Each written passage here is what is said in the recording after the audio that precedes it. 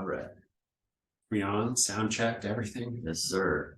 Yay. Well, welcome everyone. Thank you for being here. Whether you're watching this live, even on the Zoom call, I don't know if anyone's on, but hi. Got three. Cool. Three, yay. And or if you're watching this on the recorded version, thank you for being here. Give yourself a pat on the back. I always like to say that you took the time to actually support your well-being. That's great. That's something that's exciting and obviously means something to all of us here. And we're in this class. This is like our last group gathering, just with some of the housekeeping. Next week we'll have on Saturday, we're going to get together and we want to call that kind of like a little celebration. Right. And usually what we've done is we ask people, if you find something that you liked on this journey, maybe we could do a little potluck and bring a little something and we could share and chat and have our experiences. And it's a way to kind of build community. We'll talk about that and its effect on our metabolic health because it does affect it. So anyway, just highlighting that, and hopefully, we'll get a chance to all get together, even if I know schedules are tough. Other one, wish me a happy birthday. It's my birthday. I'm here on my birthday with you guys. Yes, that's nice. Get to share that. We're big birthday people at our house. So my dad, I watched him growing up, always telling everybody, it's my birthday today, strangers. It's my birthday today. And then I married somebody that values birthdays the same level. So we're having fun. But this is a great way to actually share my birthday with some folks that we're sharing a good experience with. I hope you're enjoying it. I am. I always enjoy this stuff. So, and today we're going to touch on some subjects, maybe do a little wrapping up, and then, as we follow through this week, hopefully, people are having a good experience. Any shared things? That's what we did last week. Kind of, anything you want to share, any insights or aha moments or something going well or struggle. I find we learn from each other. We shared some good stuff last week about successes and strategies that work. Anything? Anyone? Mine is processed food. You don't realize how much it's exposed to you, and it's just very easy. Yeah. And to make that, choice. Yeah. And it's not necessarily a challenge. It's like there's like a fork in the road. Yeah. Yes. That was just interesting. I never realized how much I'm exposed to processed foods. Yeah, that's crazy, isn't it? Right? Yeah. We're exposed to so many. So we have choices. That's one of the frictions in eating well, is that for most of human history, even in our lifetimes, where most of us are probably old enough, that we didn't have that many choices. It was what it was. But now it's endless, right? We have calorie abundance. It's available. It's super tasty. Processed food, by definition, is called hyper palatable foods. It's actually foods that have been tweaked so that they make our taste buds and our brains go, woo, that's exciting, right? That's delicious. And I get it, this stuff tastes amazing. I had a flaming hot Cheeto a while back, and I'm like, yeah, I can see how if you eat this for a little bit, you're going to want it. You're going to crave it. And it is. It's, they've engineered it well. Talking about how we influence society, but the food industry is great. I have a video I used to show of, it was 60 Minutes. You remember 60 Minutes? It used to be a big Sunday thing at our house. 60 Minutes, but they had this whole episode on the food industry and food scientists, and it was really looking at the manipulation of food for hyperpalatability. But they interviewed some scientists, didn't tell them that's what they were doing, and these are high-level PhDs in nutritional science and biochemistry, and they got so excited about how they could manipulate your experience. And I remember this one scientist say, we can make a flavor dance on your tongue and then evaporate, which creates the desire for more. And he was hyper aware that they could do it, and he was showing them all these additives that they've created to do this. He didn't realize that they were exposing. He was just super jazzed, right? Super geeky about it. And he loved it. And not really thinking the damage he was doing on the back end with food. And they do it. And so it's available. It's everywhere. The fun thing is that when you reset, like what we're doing, and we really focus on good foods, they're good. They taste good. And our bodies really connect to those flavors. And then we're not only getting flavor experience, but our body notices the nutritional value, the minerals, the vitamins, and that feels satiating. That actually feels good. And so we can reset that kind of hyperpalatability and experience, and your brain will change. We talked about that in just the neuroplasticity of the brain. In studies just with meditation themselves, they've seen we can restructure our brain in 8 weeks, right? And so any habit does that. Any kind of consistent stimulus is going to rewire it. When you rewire your eating pattern, which is something that we're trying to do, that's why we do it for 3 weeks. And we're focused on the right foods. We kind of get rid of things that can interfere with that. It's an opportunity to support your biology, right? To support that change. And that's some of what we're doing. That's cool that you noticed, right? When you're paying attention, because eating sometimes is something that we do in an automatic fashion. And for convenience and speed, you know, oh, I'm just going to grab that. And we're not thinking, oh, this is going to potentially mess up and derail my eating and my biology and my metabolism. We're not thinking that. It's just easier, and we go off to our next task. Why do we eat in front of screens in our desk all the time? It's, you know, that's been shown. We're going to eat more when we're mindless when we eat instead of paying attention. Look at other cultures that have continued to honor kind of traditional eating. I saw this really great documentary, and it was a sociologist in France, and he was talking specifically about how in that culture they've maintained the long lunch. They have like 90 to 120 minutes for lunch, and the expectation is that you don't eat at work in front of your desk. The expectation is you go out, and that people go out together, whether they go to the park and they bring their food, or they actually go sit for a restaurant. You know, they still hold that. It's relatively inexpensive to go to these little, I don't know, bodegas, little restaurants. You know, they serve the meal of the day, the plate of the day, and they take their time. And they're not, you know, on their devices. They're talking and sharing experiences. Even coworkers do that, or you go home for lunch, right? People used to do that when I was growing up. Go home for lunch, yeah, get a meal there. So they honored that time. Our cultures, and processed food supports that behavior, right? Now, there are things that are packaged that you can get. You can go right out there. There's some bars that I like, and you know, Dan likes. They're good quality, so you can pick better things for convenience. You can always have jerky or nuts and those kinds of things. So we can support that same kind of convenience, I guess, but in a more positive way. But that's good. Thank you. Anybody else experience that, where they're noticing how processed things get in there? Not processed so much, but eating out, because we're still new here, so eating out is like our adventure. Mm. So Love eating. it's fun / challenging to order with all my questions, like, is this genetically modified? It says pasture raised, what's this? So I end up just going, just a plain filet, Yeah. salad on the side. Yeah. It's easiest now, I find. Yeah, you can do that, protein and vegetables. Yeah. Most restaurants are going to offer you that. Like often we'll get food next door, right? And you can they'll do it. Yeah. Vegetables, So that's protein. potatoes, extra veggies. There you go. And so if you're paying attention, most restaurants are very happy to do that for you. Yeah. And so that's a way to get around that. And I think overthinking it can also be an impediment. They've been doing some studies, just, you know, obviously the quality of your food is important, and the better. But they're looking at things like, you know, the difference between organic and, you know, non-organic, and in the end, what they found is the benefit outweighs maybe the negatives when you're eating fresh foods, regardless. And so that's something to think about, right? Just get it in a more original form. Yes, maybe it's not XYZ, but it's still going to be better. Right? And I have said to myself for the last couple of weeks, I think you said this one time, just do your best. So like if I did slip or something wasn't, I did my best, and then I just moved on. It was nice. So thank you. Yeah, that's good. And that's having that mindset helps. You're going to be more successful, because we get paralyzed overthinking everything, you know.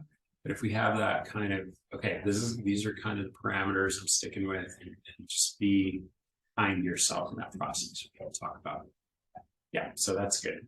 And emphasize that. All right, thank you for sharing that too. I've shared your Sweden stories, yeah, with the hot and cold and the culture, and I'm like, yeah, got firsthand kind of feedback there, which was nice. Thank you for sharing that.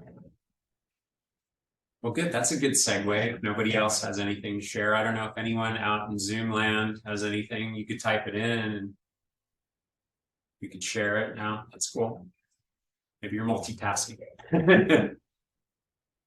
It's like Zoom's convenient, but I think a lot of people are also kind of exhausted with that. All right, well, cool. So segue, what nourishes you, right? That's we're going to talk a little bit about that and its tie into metabolism. And if you look at my little image there, I have images of things that nourish us. There are a lot of things that nourish us, right? So food nourishes us, our sleep, time in nature, our exercise, dealing with our stress, our social connections, which we're going to talk about, because these things, all these things that nourish you literally go into your biology. It comes in, so we consume it, right? We consume things that nourish us. If you look at it in those terms, we can consume ideas, we can consume food, we can consume emotions, right? And I've always said emotions are the programming language of your reality. Because when we have an emotional thought, right, it's, as I said before, science has shown it changes all of our chemistry, our cells. So if we look at that, if we use that as kind of a hierarchy or an approach, right, that what am I consuming today? And how is that going to affect us? Because when we have emotions and thoughts, it touches our metabolism, it affects us. Our sleep touches our metabolism. Literally, our relational status touches our metabolism and our health. So everything matters, but that makes sense, right? These are inputs and it's affecting this engine that we're running. So if you want a healthy metabolism, I think you have to look at all these pillars, right? Like all these pillars of support, and they affect us. And that's, you know, when we look at our metabolism, what the definition is, it's the chemical process that occurs within all living organisms. This is the Webster's dictionary definition in order to maintain life. So your metabolism really is life. I've said that for a long time. So you got to maintain it. And it's easy to get myopic. So it's just exercise or just food. It's everything, right? Because our organisms interact with the world. And so it's going to affect maintaining life. The big ones from the chemistry side, so it has three big parts. It converts food, fuel, and energy to run cellular processes. I would say it converts every input. Right. These are technical definitions, but I think that our metabolism is converting this experience. Now we get spirituality, right, and presence and all those things, but I think it really does because it's measurable. You can measure changes in how we utilize energy, the chemicals we're releasing, fuels, and those things. So it's everything in there. And then it also turns it into building blocks. And I don't think it's just food and fuel either. I think sunlight, love, the feeling of love, oxygen, all those things turn into building blocks, right? And turn it into cells and our genes expressing and all that stuff. So think in those terms, right? So that's why it's important to be aware. Awareness gives us the opportunity to pivot on these things. But it does turn building blocks, right? So and these are hard things to do. And then it also, it's part of the elimination process. Our metabolism is involved in our immune function and what's called the pruning of our cells. So repairing, maintaining this thing. We have crews of cells that are in there just making sure that this thing is running because we're a biological machine and it needs maintenance, right? And our behaviors are the input that can help, right? If you think of that. So like I mentioned at the beginning of this, my goal is that you think of things differently and you kind of put it in a different perspective. And I think that helps because then we connect to it a little bit more and then it becomes important. And then we kind of look at it and take care of it and nourish it. Like if you send kids outside and they play in nature, they're much more likely to be interested in protecting forests and, taking care of our water and all that stuff. So we got to think of it that way. If you've never seen, there's a guy named the Gangster Gardener. He brought urban farming or urban gardening to Los Angeles. Great guy. And he has a great TED talk where he says, if kids grow food, they'll eat that food, right? And it's that same concept. We're connected to it. It's important. And that's something we'll talk about today is that we really target what's valuable and important to us. And you've gotten resources for this. Today I'm covering some of the resources that you got early on. So we want that nourishment of that. So I wanted to talk a little bit about actual metabolism from kind of like the classic sense and how it's affecting us, why we've done things like eliminate carbohydrates, or more of our carbohydrates. We're reducing them more from plants and getting them from things like fruit and so forth. And why we want to eat those? Well, there's this balance that occurs with energy processing, and this is the rudimentary version. It's super complicated. I have a slide that sometimes I use that shows the metabolic process, and it takes up the whole screen. And it's insane, all the interactions that are going on between cells and the chemical changes that occur. It's super complex, super beautiful. And even, top PhDs couldn't explain it all because it's hard to hold all that in your head. But one of the basic mechanisms kind of on a macro level is how insulin processes and moves energy to our cells, right? And it moves it into each individual cells, it pushes it into your liver, it pulls it out, actually puts it in your bloodstream, those kinds of things. And it's this butler. That's the description of other scientists say. It's like a butler. It runs around and does this stuff. And when we're eating, these foods that we've eliminated, you can see that we often are getting these big fluctuations. So we eat, for example, if you have oatmeal and a glass of juice, orange juice in the morning, you're going to use some of that fuel, but most of it's going to be excess, right? This big thing here, and that's a glucose spike. And when you get a glucose spike, your body goes, oh my gosh, because this is an inflammatory thing. This is actually causing systemic inflammation. It's mucking up your metabolism is what it's doing. So it needs to get hyper fast at removing it. And what happens though is there's this rebound that's been observed. When we get these really high fluctuations, there's almost an equal opposite reaction to that. And the body actually will pull out all of that glucose, and then you'll get a dip. This is hangry, by the way. And I've heard this, some people eating their oatmeal in the morning and they're starving at 10. Right? And this dip happens. And so we get this yo-yo. And this is a sign of metabolic inflexibility, meaning we're not giving our bodies the chance to actually use these natural, elegant systems to keep and maintain balance. And the food is going to be one of the big informers there. Activity can be too, it's for sure part of it. Like, for example, if you have that meal and then you walk, one of the coolest things that you can do after a meal is that after your meal, go for a walk. Go for a walk for 20 minutes around your neighborhood. And that will actually help mitigate any excess that you have, and it maintains extra balance in blood sugar. And it can be very effective if you want to lose weight or just maintain good health, metabolic health. And it's because when your muscles contract, they actually help this process, and they open it up and actually will use more of that available energy rather than floating around and getting stored as body fat. Does that make sense? Right? But when we do this constantly, eventually that turns into insulin resistance, and then that can turn into type 2 diabetes. But insulin resistance, and the estimate is right now that 93% of Americans or adults have insulin resistance, for sure. Right? And so what does that mean? Is that 7% of the population is metabolically healthy and flexible. And I would agree with that just based on my experience. I don't know, Dan, you can comment anytime. Yeah. But would you guys agree, like in what you see in general? Yeah. And part of it is processed foods and more sedentary lifestyles for sure, and poor sleep and high stress, and all those things are affecting that. So people are yo-yoing. So a lot of what we've done is we're trying to get back to where have these gentle oscillations of energy management, and that we're getting all the stuff that we need to follow through with metabolism and build our cells and repair our cells and have more health. And then, not be in this state of inflammation and this constant yo-yoing. So that's what we've done. That's what we're working on. Does that make sense? And I want to kind of illustrate it and hammer that home.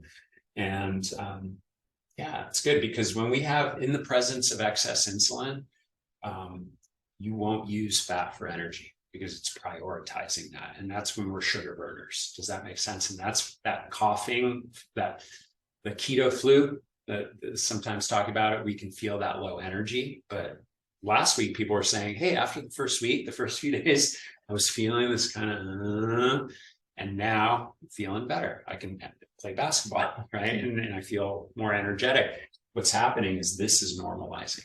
that's a good sign. And the good news is that we can repair that.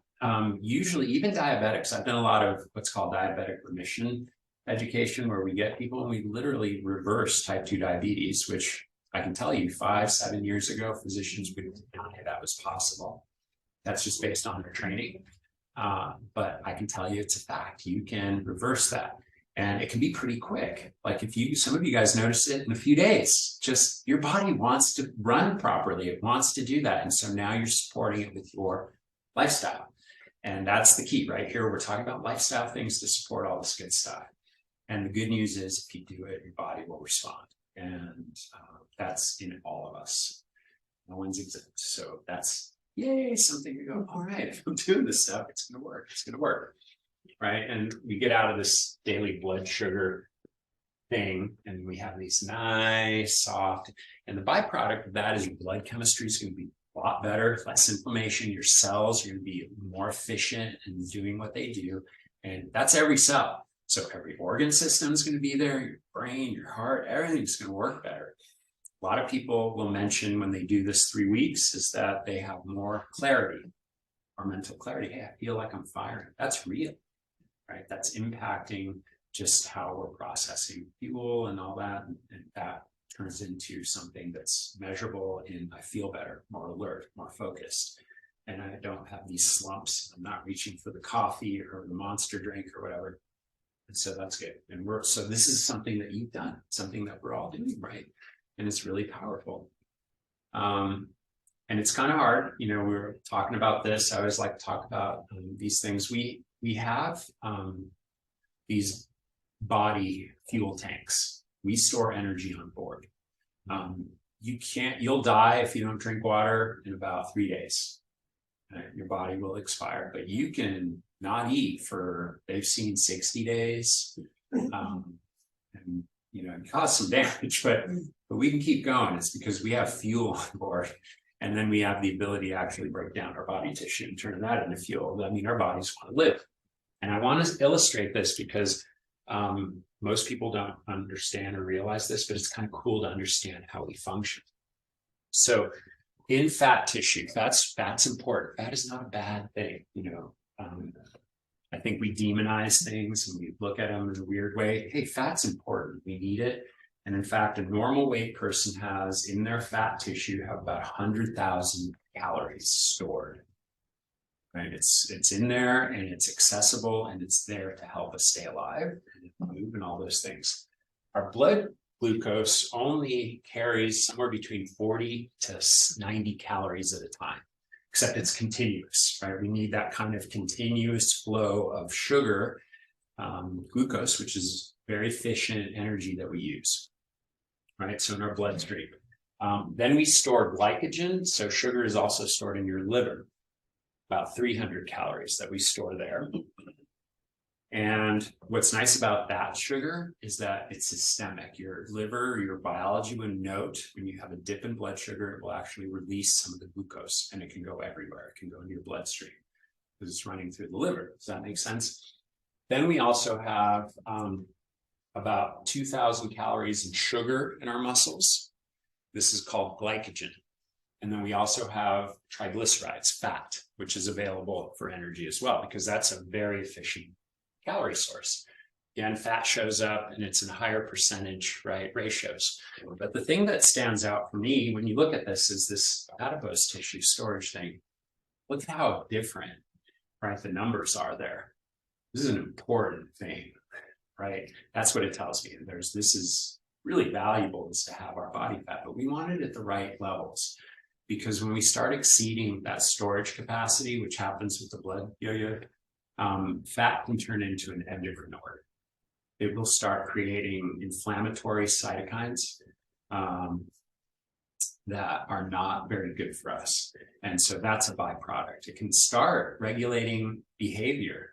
Actually will influence some of the neurotransmitters that we have. So it starts acting as an organ in itself. And it probably is technically the adipose that we store is probably functions in what we understand as an organ because it's sending signals, chemical. But when we're in excess, it can damage this. But it's fun to kind of think about that. It also But this elegant system is there to keep and maintain blood sugar balance as well, or energy balance, because when we break apart these triglycerides, we actually make glucose. That's the gluconeogenesis that I talked about. Remember, I mentioned that when we metabolize fat, so when we're fasting, that happens, right? It helps us actually release some of that stuff and turn it into energy. And we want our systems to run through all of these energy sources to be able to do that. One that's missing there is, which is kind of described, when we burn adipose tissue, we'll make ketones in the liver, right? And that's actually a form of fast fuel. And it burns a lot like blood sugar, but it actually has less waste product to it. And so that's one of the reasons to start feeling sharper too, is we're making that more often. You know, we have ketone bodies in our bloodstream most of the time, but they go up and our brain likes it. It's really, really nice. It's super easy to metabolize. And here's the thing, we should be going in and out of these like this all the time. That's why I think, you know, being in a ketogenic state for a while it can be good, but I think you need to be out of a ketogenic state, you know, with some flexibility. Because maybe in nature we had that too. Oh, it's spring or it's summer and we have lots of fruit. And, oh, we found honey. Ooh, we eat the honey then, and then we go out, and then we go back to, oh, okay, we don't have all that stuff, so we're more, you know, hunting and eating those nutrients as a predominant source. Excuse me. Questions about that? Does that kind of feel interesting, like just wrapping some of this up? It's eye-opening, because you think when you fast, like after 12 hours, you're like, oh my gosh, I got a headache, all that. Yeah. But that's your Your body's actually saying something else. Yeah, it really is. It's going, oh, we're not used to this, you know, so it feels uncomfortable. But when you become used to it, then you won't have that. And people may be noticing that. When I started fast exercising in a fasted state, I remember just like having no energy. But then in a few weeks, it was like, wow, I can lift heavy weights and I can do this. I think we needed that, you know, in absence of calories. When you were a hunter-gatherer, you needed to be sharp and strong to go chase your food or climb a tree or all that stuff. So biology had a different picture going on, but culture has trained us to be something else. Like, oh, I need to constantly refuel. You don't. You need it and so forth. And that's just a picture of just how metabolism works. This actually touches on ketones and how we get energy production with ketone bodies. We can get glucose or ketones, so our brain can only use those two fuels. But again, it can convert fat into ketones, and actually that's right. So it's elegant. Your body's not stupid. It's like we're around because we have this really beautiful biology. And it comes back to that honoring our nature. You go back and behave in a way that aligns with that, stuff works. The system works. It works really well. But again, you don't have to remember this. Is a little more of a technical drawing, but it's fun to illustrate it. So we get supplies to everywhere we need it. Our cells, our muscles, our brain, everything is going to work. Right? Because sometimes we get nervous, like, oh, is this healthy? Is this good? Yes, it is. What we're practicing is actually, I think, honoring our nature and honoring the stuff when it comes together. Again, the modern world, these things, trying to balance out our glucose system, you know, we have these hyper palatable foods. So it's worked well. The system works well. You just have to honor it with the inputs. And that's the food, behavior, all those things are going to make that difference. Does that make sense? Right. One of the things that we're practicing by doing sprinting or weightlifting, all that stuff, we're also honoring the fuel systems. And we sometimes want to empty our batteries, right? Our batteries. And so if you think of glycogen as a battery storage system, that's literally what it is. When we use muscle glycogen, for example, it's only available at the muscle. Same with the triglycerides. So the fat and the muscle the fat and the sugar that's at the muscle is just there for the muscle. And it's there to supply rapid energy for lots of things. So it can be for a hike or a walk, but really it's there for when high contraction, running away, climbing a tree, those kind of high efforts. This is what people call carbo loading. Do you remember carbo loading? I was talking to some young athletes that were going to have a pasta dinner before an event. And it was kind of funny because it seems archaic to me. Most people are carbo loaded all the time. Like literally, they're topped off. That's some of the problem that we have is we have an abundance of calories. So our glycogen stores are constantly full. So that makes sense. We don't do vigorous activity regularly unless you go to the gym and you're somebody that's doing that, but most people aren't doing that. We got to dump that energy because here's what happens. That also helps rev the engines. And our bodies want to replenish that energy very quickly because who knows, I'm gonna have to run away from the tiger. Again, if you did the Carol, we talked about Carol, how it talks to you, all of a sudden the tiger's chasing you. But that's good imagery. So the exercise part and the fasting part really do help with draining those batteries a bit and then refilling them. It's kind of like those old batteries. You remember the original cell phones? They tell you don't leave it plugged in all the time and let it run out sometimes because it conditions the battery so it works better. Guess what? Our energy systems work that same way. So we want to have moments where we're depleting. We don't want to always be carbo loaded. And then we want to deplete, but then we do want to regenerate it. We do want to fill them back up. Does that make sense? Okay. So that's something that you're doing there. And that helps. And so these are just things we've talked about that help us, right? High carbohydrate diet, high calorie diet, frequent meals, sedentary lifestyle, right? Empty calories. That's going to keep you in this range here where we're topped up all the time. That's inflammatory. It actually is degrading to your metabolism over time. But the things that over on this side that decrease our insulin, right? So simplistic way to look at it, but low carb diets, lower calorie diets can be helpful, or I would say not even low, it's just normal calories for our needs, what we really need versus kind of this excess calorie diets that we've had.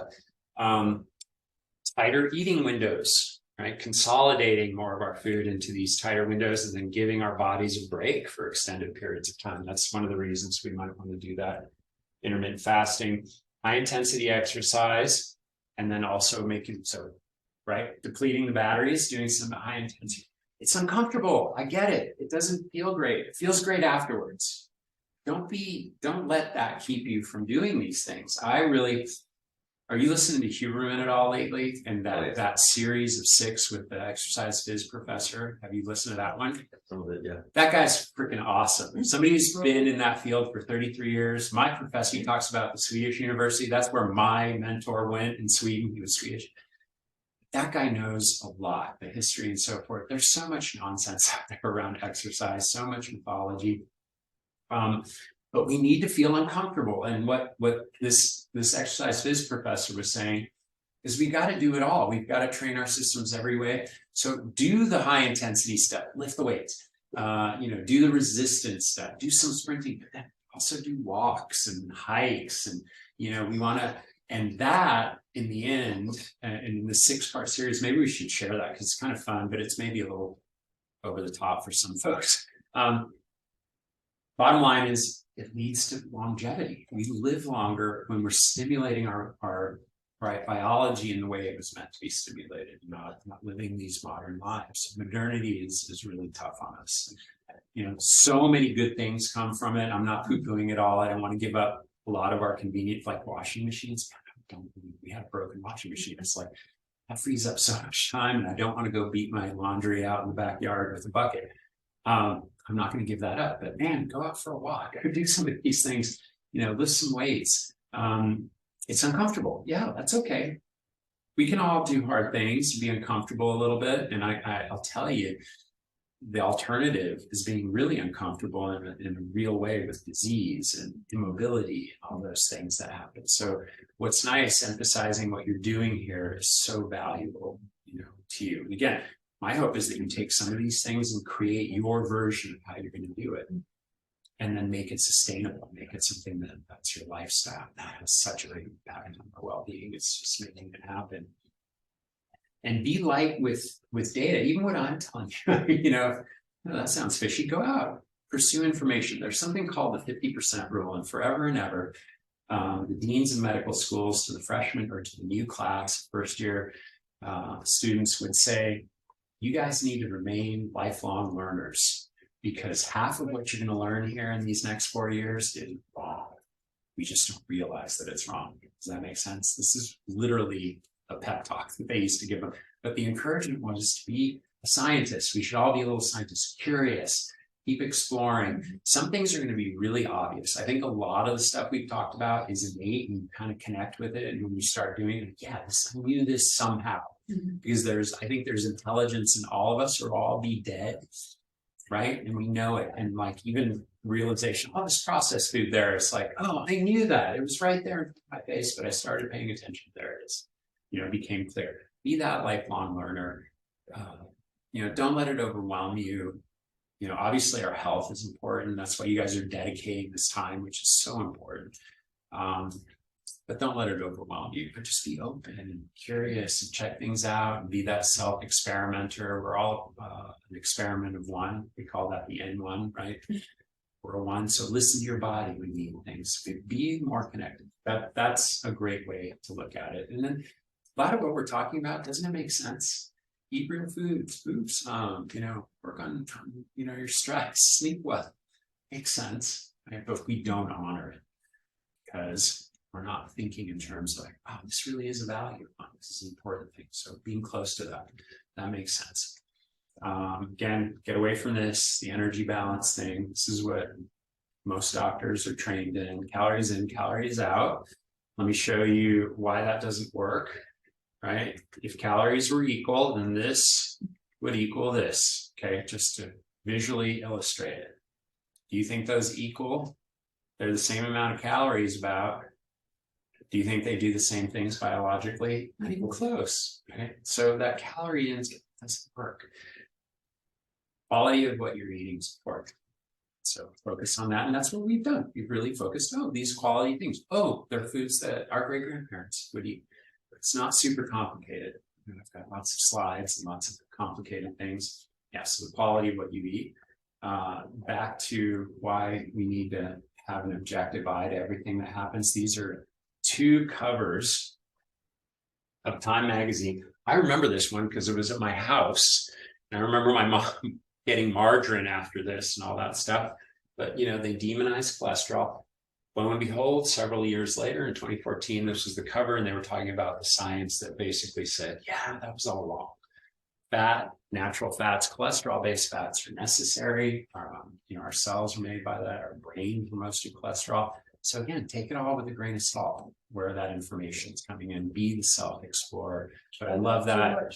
Huh? But not too much salt. Yeah, so I was with a good. Green. I was with. Not too much butter. I was with a good friend last night who's a doc, and he goes, "The salt thing's shenanigans," which it is. It's come out. It's like most people are not ingesting enough salt.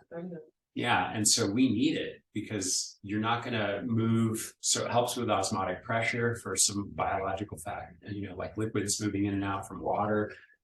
We're not binding enough magnesium. If you're in low sodium, you're not going to have enough magnesium. So we probably need a little more salt, but real salt, not all that iodized junk. And most people, the problem was in those studies that said salt was causing hypertension, they weren't really.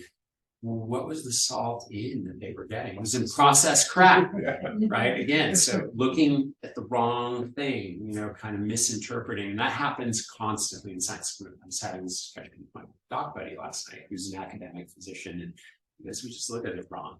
It happens. And they're not trying to do that, or maybe they're incentivized that way because of the money that they're getting. You know what I mean? Most of them don't want to hurt you in the end. But end up because the authority stuff that we give, to the expert, whatever, be your own expert. Take care of yourself. I tell people for years, take good care of yourself because in the end, you're the only one that can, right? Nobody else can. So just again, remember, be careful. Even be careful, be careful. So kind of bouncing around a little bit, I wanted to emphasize this idea of the fasting thing. These are some of the known clinical benefits of fasting.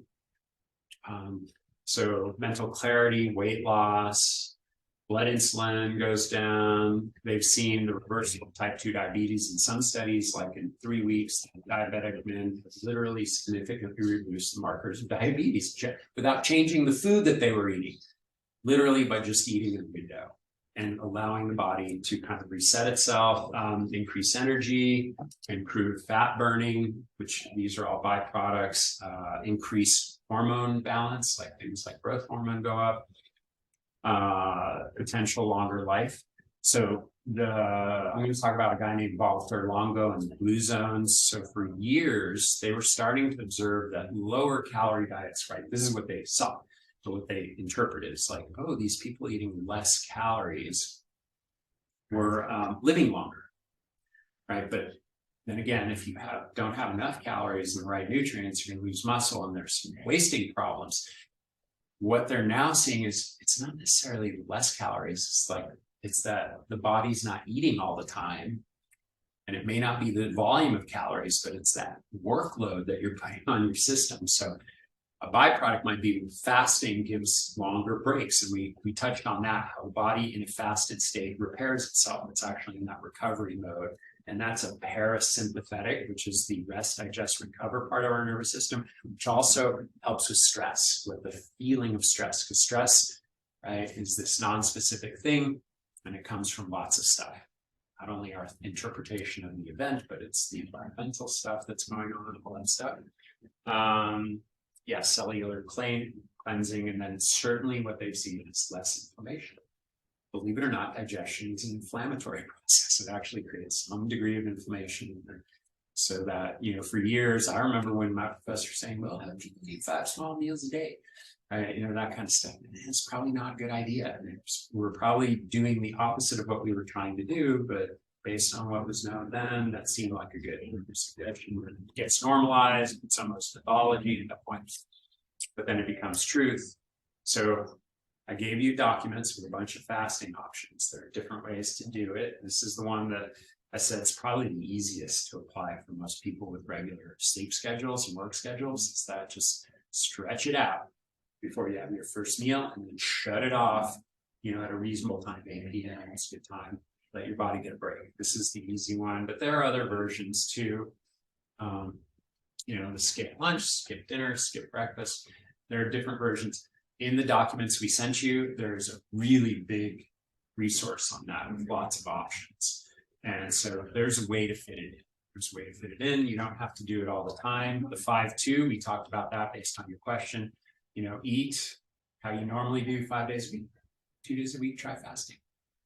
And this is a great way to introduce it and make it part of it. Has everyone tried in this event to do it? Okay. I'm also the caveat for women. Women tend to do a little bit better between 8 and 10 hours of eating windows, a little bit longer. That may be hormone profiles, Here's the good news. I just realized that they've started for funding studies. They're requiring even mouse studies that they have men and women in every study. So you're going to see better quality studies on medical, because I kind of mentioned a lot of the older studies are biased, and they just for some reason kept getting negative. Unless it's something specific like to menstrual cycle, but you need women for that. Does that make sense? But now you're going to see better, because sex, from a biological standpoint, has an impact on our biology. So I always say celebrate the differences. Men and women are equally capable, and we're different. So celebrate the differences.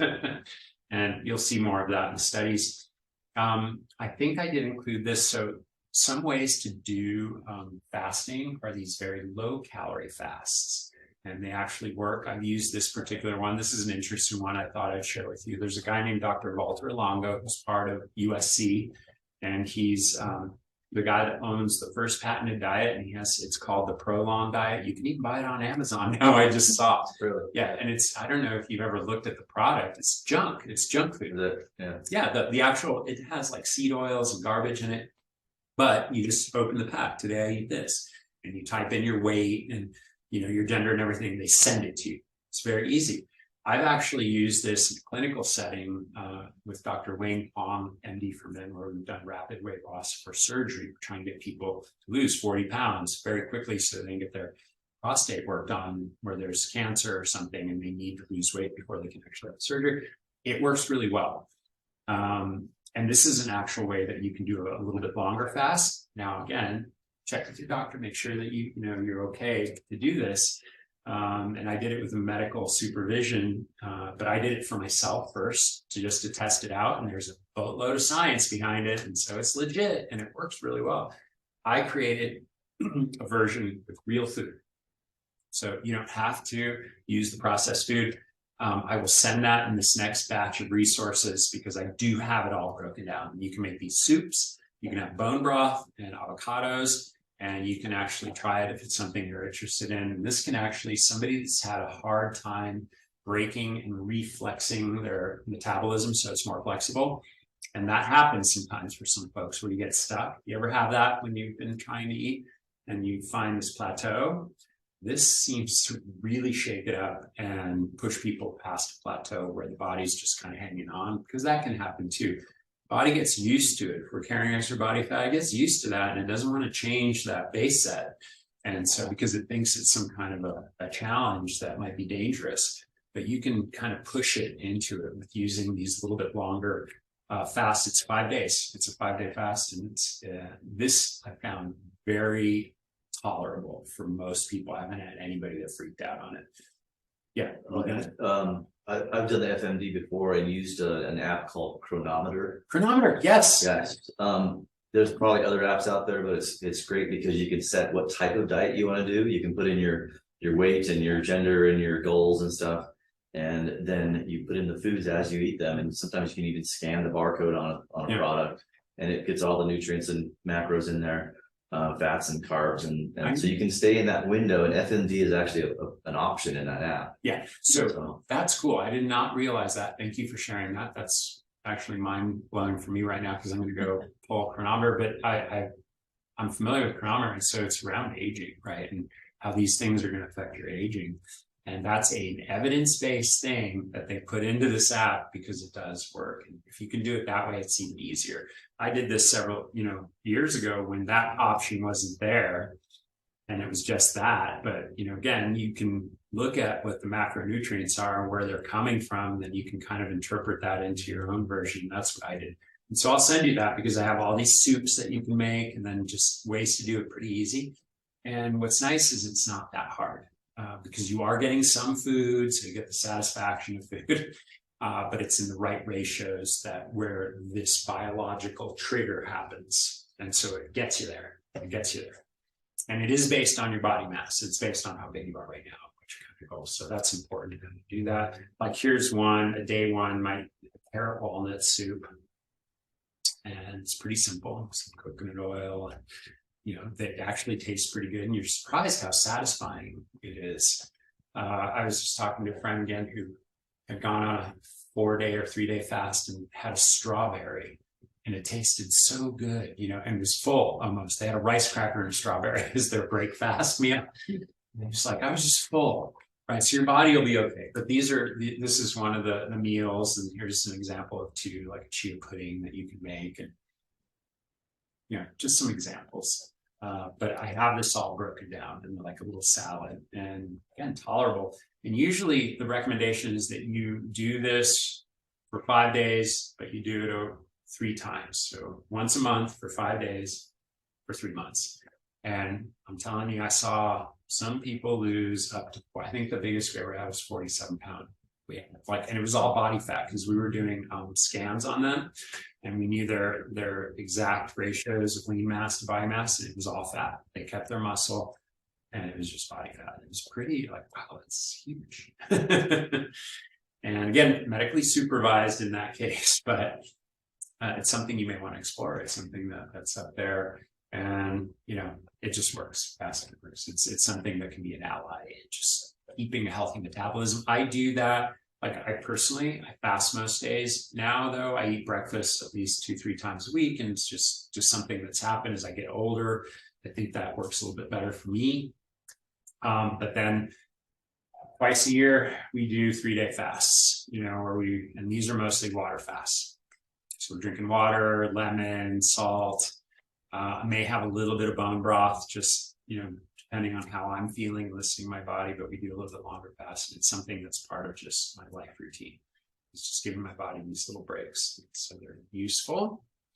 Energy expenditure. And I'm kind of bebopping around here. We're already in an hour. Living a modern life requires a lot of energy. And that was my point of this. When you think of all these inputs that are coming into our body. Our brain, just keeping our neurons firing, it accounts for about 5% of our body mass, our brain, and it uses 20% of our biological energy needs.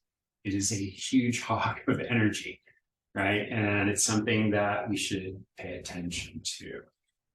Because everything that taxes this processing center is ramping up our needs, and this can actually affect our metabolism. That's why stress, one of the reasons stress is so detrimental to our metabolism.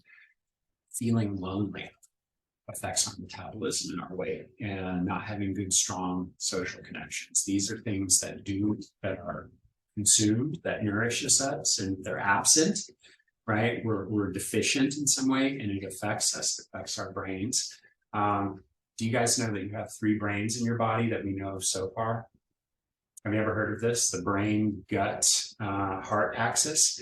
So you have in your mind, there are 100 billion neurons, and neurons are actually the brain cells. 100 billion neurons. Your gut, your intestines, which they're known as your small intestine, is the second brain, and gut feeling, intuition, all that stuff. Literally, there are 100 million neurons identical in structure to your brain. And 85% of the signals between your gut and your brain are going up from your gut, your intestines, into your brain. So it's literally telling your brain what to do and input. But more recently, it's been understood through structural, anatomy. They've seen, guess what? Your heart also has around 60,000 neurons built into it. And these all 3 communicate. And some of the reasons, that we feel things, right? And their information. So think of it that way. And this is another reason that our whole biology is informed by everything that comes in, and that we're interpreting everything through these things. One of the reasons to maintain good gut health, because it's tied to your mental health, and it's tied to your metabolism. So we're going to talk a little bit about gut health, but I wanted to emphasize that. Maybe impart some of my passion around this elegant thing, studied physiology, because I got so jazzed. Interesting to know how we work. We live in this thing. It's so interesting. Hopefully you're as interested, and this is getting you excited. All these things that are these magical things going on inside of me, right? That this is happening in all of us, and that we can listen to these intuitions and thoughts and beliefs. That's why I like mindfulness. We actually listen to our body, paying attention to our body. That's something we've disconnected from because so much external input, and it's wiping out our bandwidth, which I'm going to talk about in a second.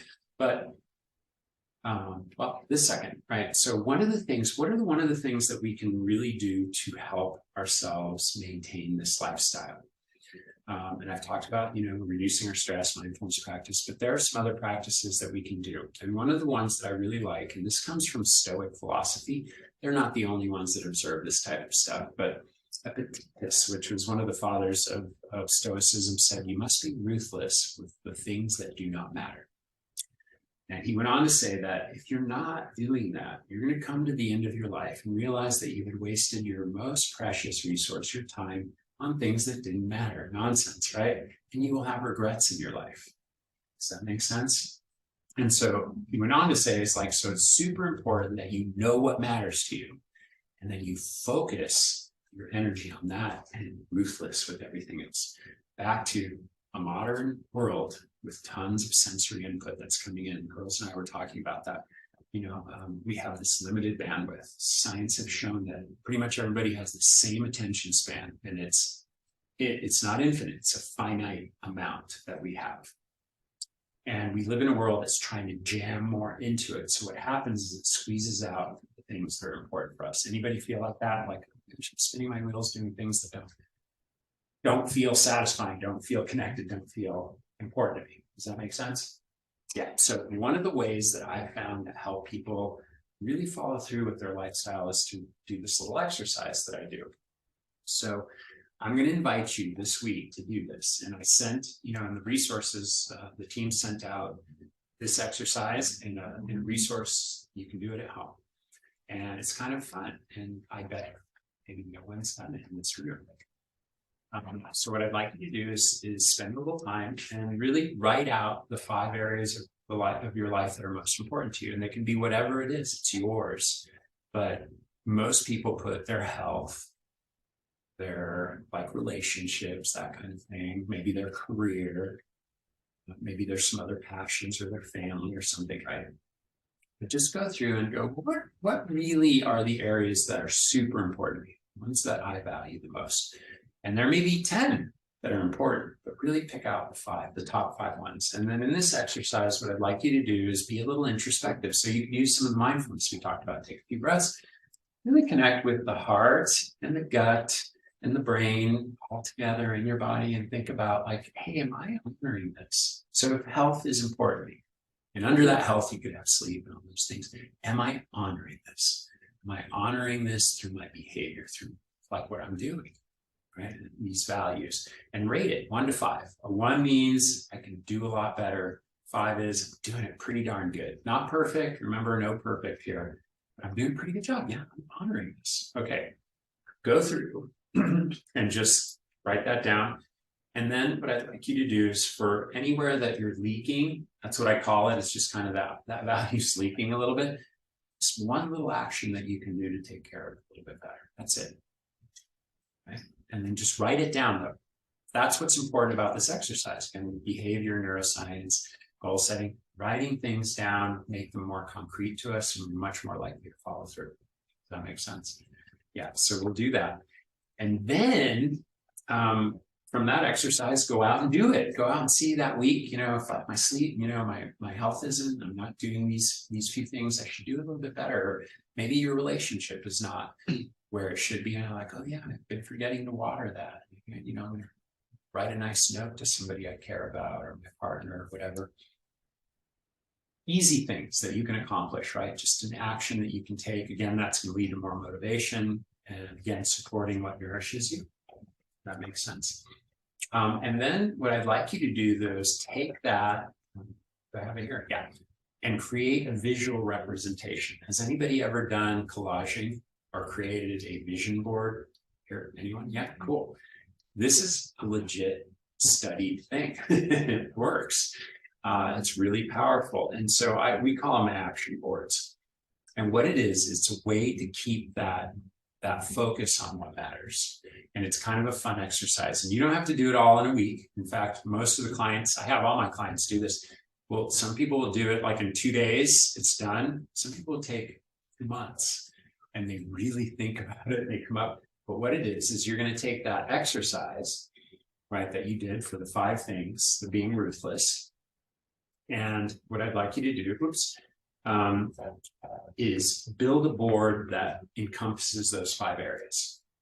And you pick from magazines or online. It's easy now. You can make a digital version if you wanted to, although I like the cutting and pasting. It's kind of fun. There's even apps that do this now, which is interesting. But we'll create a visual representation of these values. So your health could be up there, your relationships could be up there, your work goals could be up there. Does that make sense? And you just pick pictures that touch you somehow and really trigger that feeling like, oh, that's important to me. That's a lovely thing. And you can use words. So here's an example. I should have taken a picture. I have like 5 of them in my office, like up there that I've made over the years. I have one that my wife made when we were trying to get pregnant, and it had all these images, and we look at it every day, just reminding us that that was something that we were working towards, and kept us invested in the value. And in a world that's constantly trying to steal your attention, it's a way to refocus our attention on what matters. And so what I'd like you to do is build a little board that you have for you around this metabolic reset and these life values. And then what I'd like you to do is put it someplace that you can see it every day. And I'd like you to spend some time with it. So every day, look at it. And then twice a week, sit in front of it and go, okay.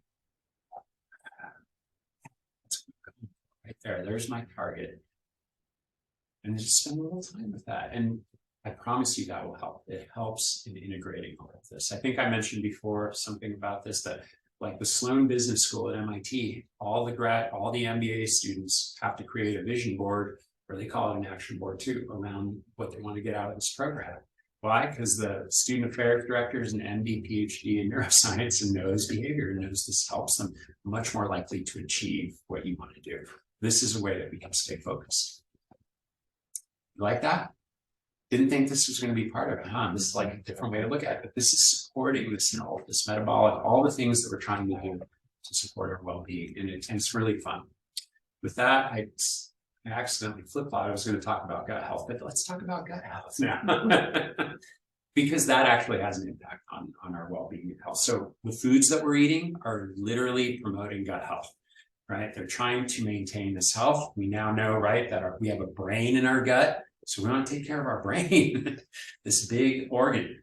More than 90% of the serotonin, which is that neurotransmitter that we use to feel satisfied and connected, it's made in your intestines. And guess what? If your intestines are off, you have dysfunction in these productions.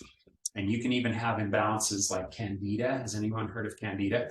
So it's a particular type of bacteria that really loves sugar. And it has been shown when it proliferates in the gut, it can literally start sending signals to your brain to eat more sugar. You know that? And it's like, yeah, I know that. And Everybody has it. It's just a matter of how high your levels are. that's right, because we do. It's in balance. It's part of this nice ecosystem, and it's fine. We need it. It's good, but it can over proliferate because we're feeding it that stuff that's making our blood sugar go like this. And guess what? It'll feed into it. Elegant system, right? It's an elegant system. So everything that we're doing is maintaining and caring for the system. Is there any way to measure it? Yeah, you can actually have a little stool samples are typically the way that they're going to measure Candida levels. And there are plenty at-home tests these days. So you can go online and you can just give them a stool sample, send it in, and they'll tell you what your gut bacteria looks like. And they can tell you that, oh my gosh, overgrowth, or oh, this is good. And then it will actually recommend certain things that you can take to support gut health, right?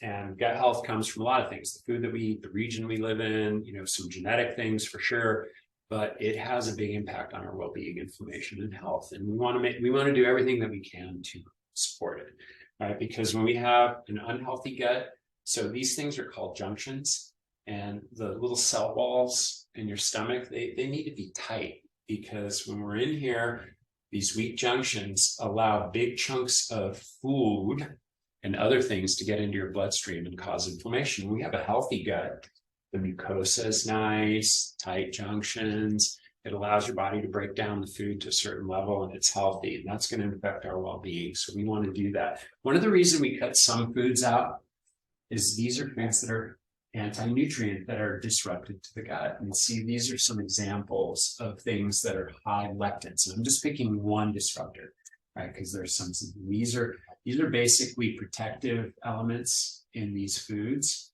But how we prep our food can actually affect these as well. So like, for example, with leafy greens and stuff, often it's better to cook those with some fat and break down some of these, nuts, maybe nut butters and stuff that breaks down and less chance of damaging our tummy.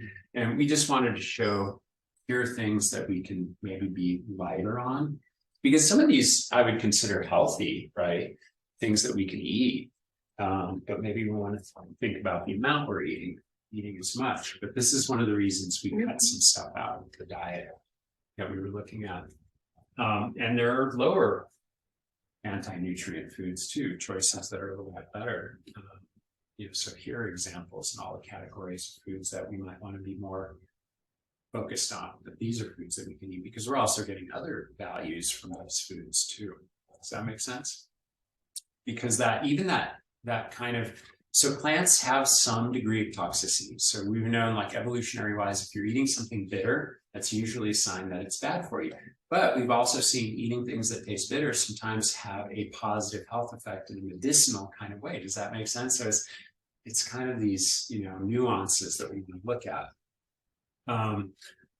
So for example, when you're the nightshades or the leafy greens, one way to break down some of these nutrients is use citrus. Some people will do citrus. So we've used that on greens a lot. It tastes better, but it also breaks down some of these anti-nutrients. And some people will rub that on the leaves of leafy greens, and it's actually more digestible, and we have a better opportunity to get some of the benefits of the nutrients that are in there, if that makes sense. Or cooking them. That helps. That tends to break down some of these. So when we started cooking food, we got fire, and all of a sudden we started cooking food. It just made it more available. The nutrients became more available. Even with meat, I'm a medium rare guy, but did you know a well done piece of meat actually is more bioavailable? It's like, when I read that, it was like, and they broke it down, and I'm like, oh, they're right. But I'm still eating medium rare. That's disappointing. Yeah, but that evolutionary, when we started cooking things, we actually got bigger, our brains got bigger and stuff because we were able to get more out of the amount of food that we were getting. And so, it supported a more robust biology. If that makes sense. Same with legumes and nuts, and even things like, rice and that type of thing. You can get sprouted versions, sourdough bread. People seem to tolerate that a lot more because they're doing this ancient style of processing that humans did for a long time. And they intuitively just found it was better for them, and it helped with preserving some of the foods as well.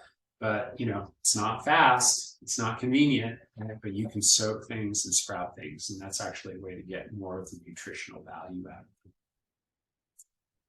I don't know, I didn't share Weston Price, did I, as a resource? I don't think I did. There's a foundation, the Weston Price Foundation. He was a dentist that went around the world looking at different diets and dental health and then physical health.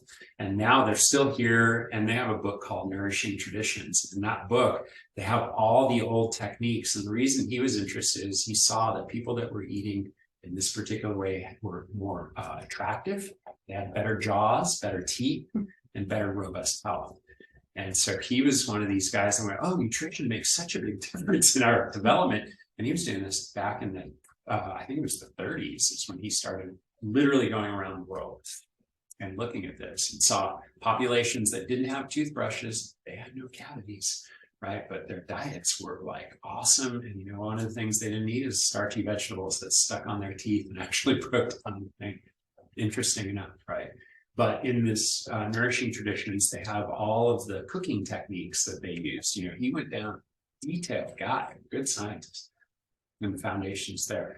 So superfoods like that promote that. Organ meats, they're great. They're loaded with nutrients. These are often not that palatable. It's great for health, joint health, robust immune system, energy, pain and inflammation, good tissues, like especially stuff in our skin that's collagen based. These are very nutritious foods. And I bring this up because they're not normal foods that we eat anymore. Like in our culture, we eliminate them because we're not used to it. I grew up getting fed liver and tongue and all kinds of stuff because my mom was Italian, and that was just traditional. And people used to not waste things. And so we would eat the whole animal, and lo and behold, it's very popular. Even killer whales, when they hunt, they actually poach the liver out of, like, when they kill sharks, that's one of their targets, is they go right for the liver, right? Because it's so nutritionally dense. And you can get that liver and onions, but now they desiccate it, and you can get liver pills. You got to be careful in the source here because there's some question around some problems with nutrients, but there's some good ones. One way that I've incorporated liver into our diets, I buy beef liver or lamb liver, I freeze it, and then when I make like a chili or a stew, I get the grater out and I just grate it into it, and it's super powerful. It adds depth of umami, kind of richness, because it's minerally. That's what a lot of people say. It's too much for our palates, but in this way, it's a way that you can do it. And I found that to be easy. And my 9-year-old doesn't have a problem. She'll eat the tacos that we make with the liver, but it's grated in there. And that's a way that you can incorporate some of these foods. You don't have to have them all the time, but I think it's good to look at that, as a way to really make your nutrition denser and to bring it up. And this supports that metabolic health. And even things like cod liver. My dad told me growing up, once a year or twice a year at the change of like winter, summer, everybody lined up and mom would shove the spoonful of cod liver in their mouth for some reason. Oh my gosh, yeah, they knew what they were doing. Actually promotes a lot of well-being. There are a lot of good nutrients in there, and minerals and vitamins.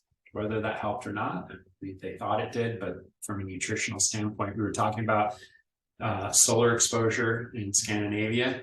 Well, this is one of the reasons that they don't have as many problems as maybe a lot of people do, is because they get sun during the summer, bank it then, but they actually eat things like cod liver and fatty fish and things like that do have vitamin D in them, right? And omega-3s and so forth. And that's the way that they maintain their levels high, and if that protects immunity. I really am a big believer that vitamin D is a huge issue for a lot of people, and it's not just immunity, it's mental health, metabolic health when you're deficient in that. And vitamin D is not a vitamin, it's actually a hormone. It's one that we need to get from the outside. Right? It needs to be in touches, but these are things that you can do. I think we already talked about this, but it was built into this talk, is that the omega-3, omega-6 is really bumping that up, making sure we're getting those omega-3s higher. If you're not eating processed foods, you're probably a lot better, because a lot of processed foods have omega-6 based things, these seed oils and those kind of things. That's one of the reasons it bumps up. But we want a better ratio here. Average American ratio is 10 to 25 omega-6 to omega-1. The human ratio that they've seen, like in an ideal, and there is no population that has this 1-to-1 ratio. I think the Japanese have a 1-to-3. Right, the Okinawans are 1-to-2 or something. It's just because their diets are diverse and loaded with omega-3 stuff. Something to think about, the fats that we're eating. I wanted to touch on that again. I'm going to skip that. Here's some other superfoods that you may want to look at that are kind of interesting. And I've come back to this. I got jazzed about it a long time ago because of Rhonda Patrick's work, which is this biochemist. But something like, I like plants. Sulforaphane is a compound that you're going to find in cruciferous vegetables. And it's been shown to actually be anti-cancerous. It's been shown to repair DNA, helps regulate blood sugar. It's been seen to actually help with that metabolic fluctuation. Good for metabolism, may improve social interaction and autism. So they've seen that it affects the brain tissue. Right. And these are sources of sulforaphane. Sulforaphane is a toxin, by the way. So this is an interesting relationship that we have with some of the foods that we eat. And there's something called hormetic effect, hormesis. And I think I did mention it before. What does not kill you makes you stronger. Like the cold plunge is hormetic. Exercise is hormetic. It's something that's kind of pushing your biology. And now it's understood that some foods we eat, really some of the best benefits we get out of them is actually the toxic effect. And if we're eating, not ODing on it, but we're having it as part of our regular food, it actually has a benefit because it pokes the cells and they get stronger. And that's what it seems like sulforaphane does. And that's the reason that we may want to have Brussels sprouts and cauliflower, cooking them with some butter or some good fats, getting them broken down, but they're good. I love all those foods. Do you guys like those foods? I finally learned how to cook Brussels sprouts several years ago. They're yummy. As a kid, they were horrible. Those wet, soggy things that you would get. You cry just trying to eat it. Now they can be delightful. With olive oil, spices, and Oh yeah, so good. Cabbage, broccoli. These are also going to help your gut.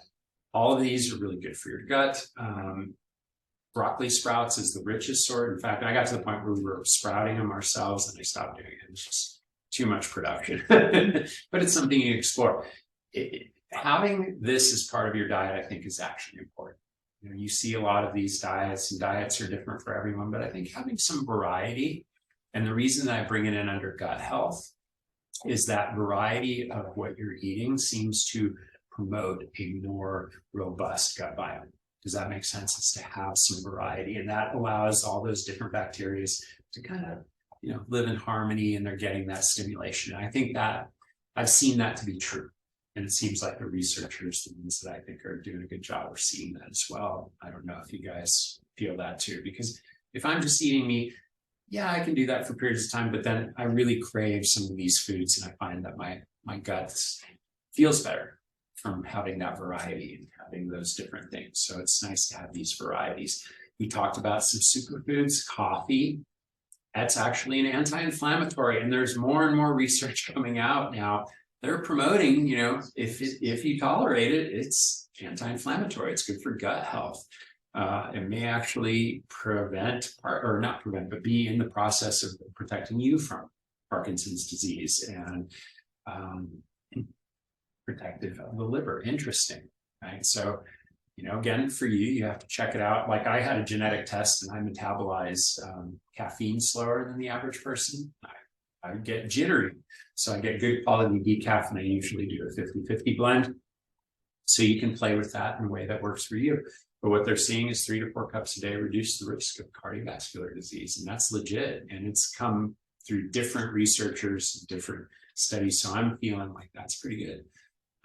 And not overdoing anything. And then people will live longer that drink coffee. I mean, hopefully they're looking at the right variables. It's not something else that they're doing, but hey.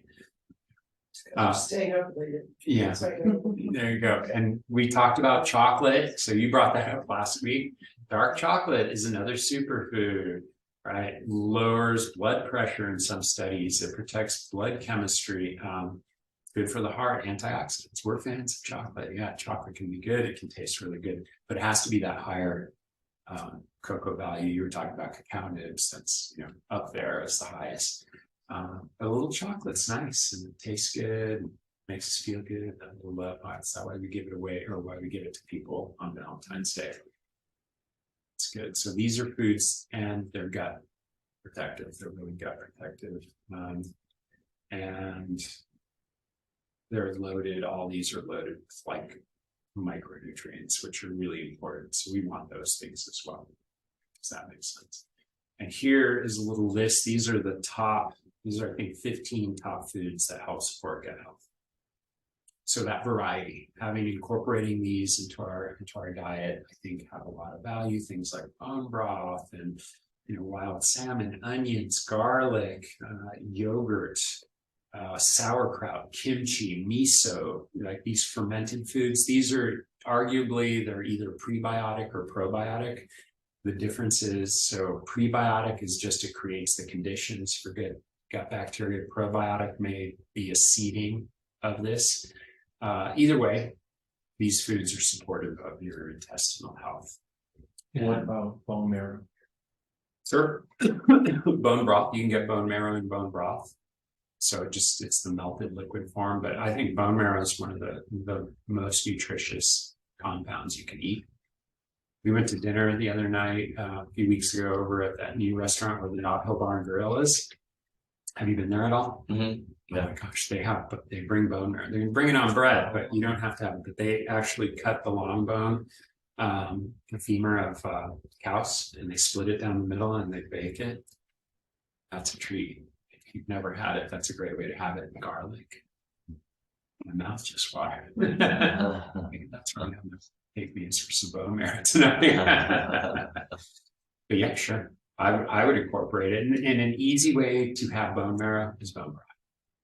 Because when you boil bones, the whole bone for an extended period of time, you're going to pull minerals out of the bone, but the marrow also comes out. That's why it's so fatty. Like when you put it in the fridge, you get this layer on top. That's the bone marrow and the fats that are in there. I've done with people that eat it, like my husband and stuff. Yeah. And to dinner, and I just get grossed out about it. So historically, it was also a superfood because that's one of the first things that they would go after. Now the Hadza or whatever, the hunter gatherers that live now, they cook they actually eat primates, so they'll cook one. And they're cracking the bones open, and that's like the elderly senior people, they get that, or the pregnant ladies, they get the liver and they get the bone marrow because they know it's nutrition. They've observed that it creates a thriving environment biologically. So yeah, and for us, we're not used to it. But maybe your husband is, Italian, and maybe you grew up and you go to other cultures, even Western ones, they still eat this stuff. Yeah, it's something that they eat, and you see incidence of health is better. They're healthier. That isn't what I want to say. All right, so in the last few minutes, I wanted to touch on the last topic for today, which is social connection, which is something that we consume. It's something that has a lot of value, and it's something that we need to take care of and nurture, I think. So humans need it. We need it. In fact, when we don't have strong social connection, it creates incredible disruption. In a big study, and I forgot how many people was in the study. I thought I had it here, but it was several 100,000 people. They found that people that have poor social connections are 50% more likely to die from all causes. Right? Does that make sense? It's that when we don't feel connected to others, it affects our well-being in a big way. And that's going to affect your metabolic health, mental health, your physical health. And they've likened it to about 15 cigarettes a day. It's a big deal. And I'm going to illustrate it in 2 studies that are more modern. Has anyone ever heard of the Rosetto effect? So if you talk to a cardiologist, especially one that was trained, a few decades ago, they're going to know exactly what Rosetto is. So this study was done in Rosetto, Pennsylvania, and it started in the 1940s. And what happened is we saw a rapid rise in heart disease. Local physician in Rosetto, Pennsylvania, observed that his population, no one's had a heart attack here. No one. Like, it was a small enough community that he knew everybody, he knew what was going on. At that time in the 40s, that's how it was. He was like the main doc there. And so he calls the University of Pennsylvania, something's going on here. We need to investigate. Some little lab coat guys come down, and they thought originally, like, the hypothesis was it's going to be genetics, it's going to be diet, it's going to be exercise, it's going to be something, right? And they went in and observed the population, and other things that were seen, not only heart attacks weren't happening, but no suicide, alcoholism, addiction, no welfare, no crime, no ulcers. They were smokers. They were all Italian immigrants. You can tell this to your husband. They had come from the old country, and they were working in factories, right? As immigrants, post-World War II kind of folks. And they went, that's it. It's these elements. And really what they came down to is they saw that strong social connection had a huge protective component to your health, specifically heart disease. In this case, they were looking at it. And so people lived in 3-generation households. That was very typical. I still have family in South America and in Spain. And that's typical still. They still see multiple generations living on it. So if you have a baby, guess what? You can go back to work because grandma's there. If you get sick and people are making food, it's this support that we have. And that comes from our social connections, and it supports us in so many ways. They followed them into the 80s. It was a very long study, and they found as soon as they started individualizing into their own homes, getting more education, jobs, and the culture was gone, they saw the first heart attacks, which started happening in the, I think, early 60s. And then by 1981, they were at all national levels for heart disease and this stuff. But the culture was going, so they followed it, and it was really profound, clinically profound, that this happened. And there's another study. This is the longest running scientific study in the world. It's called the Grant Study, and it started in 1938. I think I mentioned it before, but just to illustrate the importance of our social connections. So they followed 500 sophomores from Harvard, including JFK was in that cohort. And they looked at almost 400 and some kids living in tenements in Boston. And this was, post-depression. Right at that time, a lot of poverty, people living in tents, literally in parks and in vacant lots in Boston. And they just followed them. They wanted to know what was going to affect their health, happiness, and success. And it was questionnaires at first. They moved into brain scans, blood chemistry. Their great grandkids are in the study, at the very end. It wrapped up just a few years ago, and it ran for 75 years. It's the longest study. 4 directors handed off the baton. There's a great TED Talk, and he talks about what it took to keep a study going that way. And they didn't plan on it happening. It just happened because it was so interesting. And then this next professor came in and said, "Yeah, I'll take over," as this one retired, and they kept running it because it was so profound. But in the end, one thing, and in the TED Talk, he says it's love. Love is the #1 thing that's going to influence your well-being, your success, your mental health, your happiness. And so positive social connection. This is one of the best things that we can do for ourselves, for our well-being. Sometimes if something's stuck, maybe in our losing weight, maybe are you connecting, to your family, to your friends? I only say that because I run across a lot of people that are like high-performing people, and their business is going great, and they have friction with their spouse or with their kids or something, or they're not healthy in their body. And so it just isn't working. It's that, right? Purpose, those 5 things that we talked about, right? Maintaining and caring for these elements of stuff that we're consuming. This is an important one. And I can't not talk to you guys without sharing that. So we want our social relationships to be good. And it's something that we can work out just like a muscle, just like everything else, takes some attention and effort. So I'll ask you, how much do you invest in your relationships?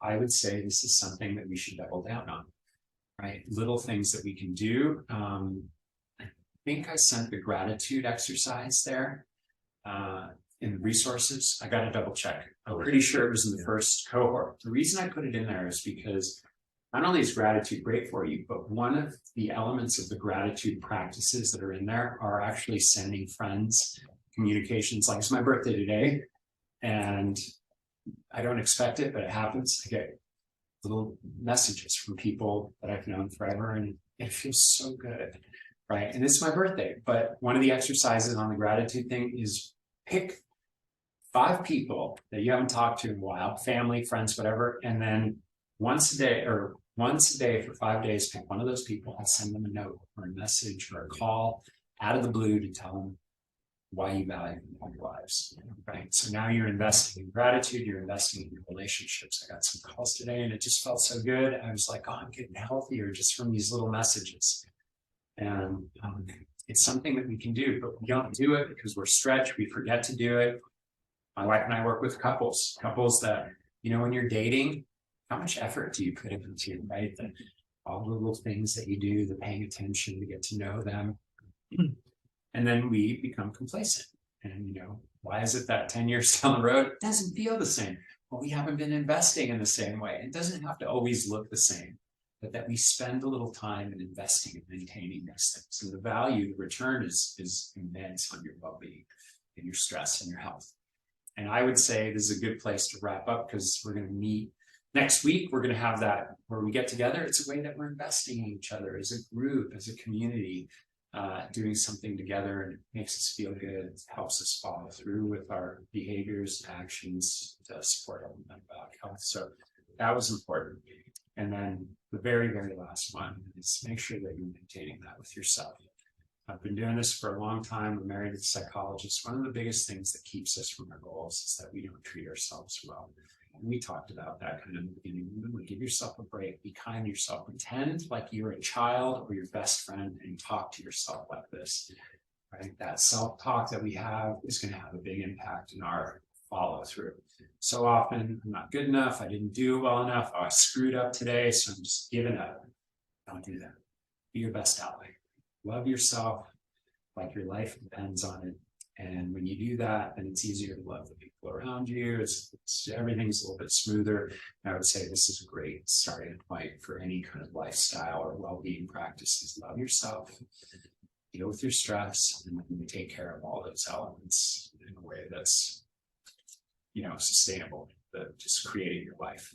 But I really do think it starts with some of this self-love. And what you're doing is a practice in self-love and self-care. Your well-being, like I said, comes from taking care of yourself. You're the only one who can.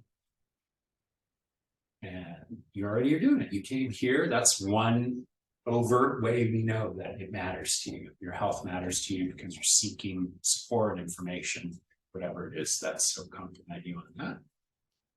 And you guys should take that in, internalize that, and go, yes. Questions? Right there. We fit it all in. Yeah.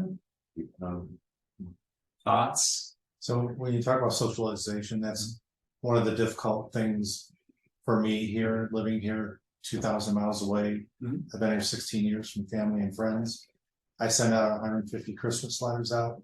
I have long-term relationships since college, the kids, the grandkids, all that kind of stuff. One of the things, my husband and I went for a walk today. We're 10 minutes from the Bosque. So I posted this on Facebook. And I just said a perfect 50-degree clear blue sky in Albuquerque for a walk around Tingley Beach, fishing ponds, and along the Bosque, the tree-lined area, trail along the Rio Grande River with Canadian geese, mallard ducks, and a few pigeons. This is a 10-minute walk from our house. The good news is there are very good snowpack in New Mexican northern mountains this year that provide runoff for water for drinking and farming. And then I just put a bunch of pictures, everything that I saw. So it's a way for me to communicate back with them because they don't know a lot about New Mexico, and I'm getting comments back about it, and things like that. And so that's one of the ways that, Good for you. That's great. you know, that I can get a communication going on. And I do call people, probably 3 people a week. That's great. And So just you're touch base. practicing that, and yeah, it's hard when we move. We're in a different community, but seeking ways to connect, and that actually works. So that's a skillful way to use maybe social media where it's not using you, and you're sharing and able to feel like you're sharing visibility in your life and having the opportunity to get some nice things back. That's great. Yeah. That's a nice example. Those are ways that we can practice that social connection. But sometimes, you know, end of the day, it's hard. My wife's an introvert, and sometimes I don't want to go do that. I'm like, come on, you'll feel better when we go see our friends, and even if it's for an hour, we have a evening chat. It's hard sometimes. It takes some effort, but it's well worth the investment in that and maintaining it. And so that's a skillful way you can do it. But I Yeah. encourage you, you know, with each other, and you know, start close. Bake cookies, take them to the neighbor, Yeah. say hello, you know. I mean, Stuff we just- used to do. We walked the this morning social for a coffee. And we live right by Humble Coffee. We walked over there. Lo and behold, we meet some new people with dogs and a family that just had a baby. It felt wonderful to meet new people and just have that interaction and feel like we were in a community of people. It just felt great. You know, the kids playing and laughing, and that's medicine. It's medicine. And it's something that we can do. And then we're more likely to follow through with the other things, right, that we're trying to do. Although my wife did have a gluten-free donut with my daughter and her little friend that spent the night. I didn't have. You'd have my coffee. But those are little, I mean, those are just little investments. It doesn't seem like a big deal, but those are the moments in your life that do matter, and it shows up, and how you know it affects your health in a profound way. Well, it's even like going to a barber, getting your hair done, socialization you just have in that shop and things like that, that, you know, Hair people, take the loneliness away. yeah, hair people should have therapy licenses. I've heard from all of them there. People just gotta share their stuff. They should write books on the stories they've heard. Yeah, because they have an ear, but that really emphasizes what we were talking about. We need that. We need that little community, and our culture's lost a lot of these little social mechanisms. I like to come here. I'll come here and just sit to chat with people. Because it's community, it's people that are interested in what I'm interested in. It feels great. It's like a little place that I can stop, right? And just consume something, consume a little refreshment. And we should seek those out. And I've gone out to Old Town, I can walk to Old Town in 10 minutes. And I've gone and talked to people and you see they're trying to, where they're gonna go, and you know, they're tourists and stuff, so. I just say, you know, hello, you're trying to find something, where you're from, Yeah. what are your interests, and sometimes you get connections, and you know, that. So compare that to watching the news, right? That's a great balance in reality, because when I have that experience, like this morning, I'm like, people are overall okay. You know, if I look at all the negative stuff, that's what we're going to think about. But then you have this real experience, like, oh no, wait, this is like, more people are, I think, are like this. And so it gives you hope. But That's how- heavy. It's like, okay. Well, for a long time, I'd watch CBS Sunday mornings, Mhm. it's a lot of different pieces, and at the end they have, you know, the 60 seconds of nature. Yeah. And I'm like, It's okay, beautiful. that's my realignment for every week, and then start the new week over again. Ah, that's cool that you brought that up, because they've been doing that forever, right? Yes. The little sounds of nature and stuff. And now there's the science that shows, like we talked about last week, it's good for you. And they in tune, because you know why? I bet tons of people write in and say, thank you for doing that. It actually makes my Sunday, you know, or it's Well, some were writing in because they were doing some 30 seconds, and they were writing in, go back to 60 seconds again. They need the 60 seconds. Yeah, the feedback was not science-based, it was real. It was people were saying that feels good. That's a good measure too of what you're doing. Does it feel good? Yeah. How you're eating should make you feel good. And diets usually feel lousy. That's a sign. What is your opinion on like bro science? Like, you know, I had a friend that says, oh, you should be giving blood every 3 months because, you know, we're hunter-gatherers, we were cut in the past and they're not bleeding now. So he watched, and there is some evidence to that we actually promotes when we lose a little blood, and there are legit science guys that go and donate blood for that reason. It actually promotes more robust, fresher blood cells. So one of the reasons to do that is aging. It's like we have old blood behaves old. They did some mice studies where they actually literally took all the blood out of the old mouse or and put young mouse's blood in, and guess what? They behave like the young mouse. And so there's something there, and there's probably some truth there, but be careful with bro science, you know, because it's usually I heard this thing and it may be out of context or maybe overblown, right? So just being careful with that. I mean, it's not that you may not get good information, right? And run to death, like, what did? Yeah, but also use your discernment. Use your discernment. Yeah, the iron level of men can get too high often too, so it's good. Yeah, so yeah, that's true. It's quite it's not good. Comparison issues can be a big deal. And energy, cardiovascular health, energy, but yeah, so there is actually truth to that scientifically.